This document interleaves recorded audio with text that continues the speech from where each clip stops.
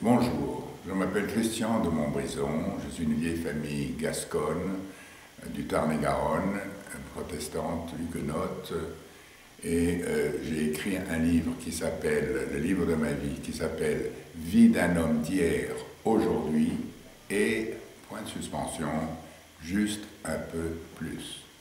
En effet, je n'ai pas simplement vécu cette vie comme tout le monde, mais j'ai fait juste un peu plus. C'est juste un peu plus qu'il faut, que la vie m'a appris, qu'il faut savoir mettre dans sa vie, dans tout ce que l'on fait. Bon, j'ai écrit ce livre parce que j'ai une vie hors du commun.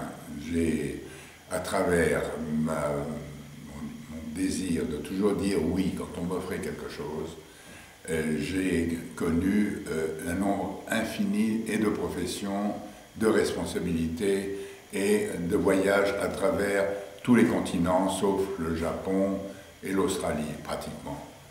Donc, c'est tellement vaste qu'il est difficile de savoir par où commencer. J'ai eu le bonheur de connaître l'école communale française à Arcachon pendant la guerre.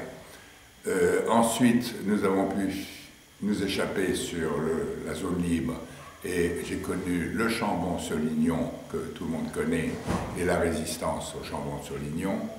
J'ai ensuite connu la libération à Auch, et ensuite l'école du collège à l'école des Roches qui est repliée à Maslac dans les Basses-Pyrénées.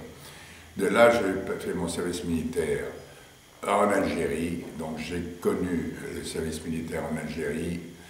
J'ai connu, c'était avant la guerre d'Algérie, après mon service militaire, j'étais berger de moutons sur les hauts plateaux algériens.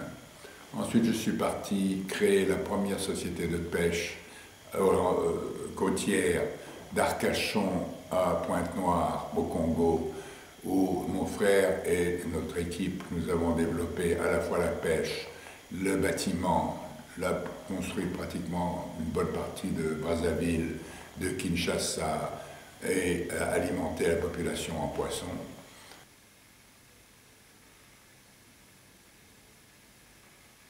Ma mère étant juive, nous avons vécu l'occupation et nous étions toute la famille sur la liste de Papon pour Auschwitz. Et ça, je veux le préciser. Et donc, nous nous sommes échappés miraculeusement à tous ces incidents de guerre.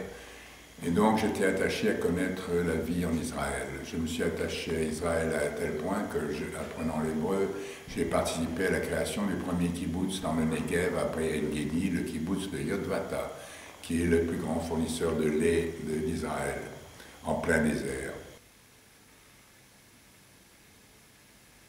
Un ami écrivain m'a dit « Tu dois absolument écrire ce livre, et si tu ne veux pas l'écrire, je vais t'enregistrer et j'écrirai ce livre. » On a enregistré donc des cassettes jusqu'au jour où moi, fatigué de parler à un ami qui enregistrait pour moi, la décision est venue toute seule de dire « c'est pas toi qui vas écrire le livre, c'est moi ». Et cet écrivain qui s'appelle Jean Eichler et dont j'ai honoré le souvenir et la mémoire, il est vivant, donc j'ai voulu honorer dans mon livre, le remercier. Et il m'a, en tant que lui-même écrivain, considérablement aidé sur le plan grammatical, voilà.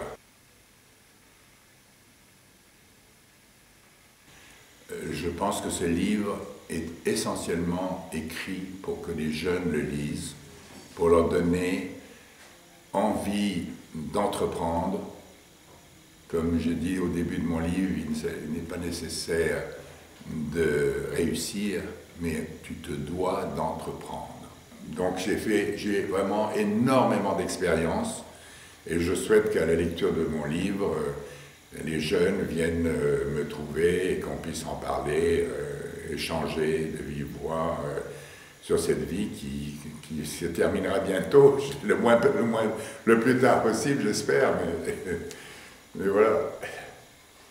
C'est une richesse qu'on a envie de partager. Voilà. Il m'a été donné énormément de richesses que je voudrais partager et ne pas les garder pour moi.